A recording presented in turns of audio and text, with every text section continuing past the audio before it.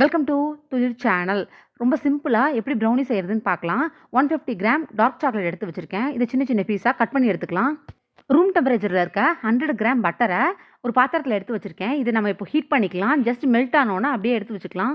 Cut பண்ணி வச்சுருக்க dark சாக்லேட்டை சூடாக இருக்க பட்டரில் சேர்த்துட்டு நல்லா அதை கலந்து விட்டுக்கலாம். சாக்லேட் நல்லா மெல்ட் ஆகிடுச்சு. ஒரு பவுலில் 3 முட்டை சேர்த்துருக்கேன். முட்டையை நல்லா பீட் பண்ணிக்கலாம். 250 கிராம் சர்க்கரை சேர்த்துட்டு நல்லா கலந்து விட்டுக்கலாம். மெல்ட் பண்ணி வச்சுருக்க dark chocolate, 1/4 cup oil, 1 spoon vanilla essence சேர்த்துக்கலாம். 1 கப் மைதா மாவு, 1/4 கப் கொக்கோ பவுடர், கொஞ்சமாக உப்பு சேர்த்துட்டு எல்லாத்தையும் நல்லா கலந்து விட்டுக்கலாம். 50 கிராம் டார்க் சாக்லேட்டை கட் பண்ணி வச்சுருக்கேன். அதையும் இதில் சேர்த்துக்கலாம். ஒரு டின்னில் பட்டர் ஷீட் போட்டு வச்சுருக்கேன். இந்த பேட்டரை அதில் சேர்த்துட்டு 10 நிமிஷம் ப்ரீஹீட் பண்ணி வச்சுருக்க ஓடிஜியில் இதை வச்சுட்டு 30 நிமிஷம் கழித்து எடுத்துக்கலாம்.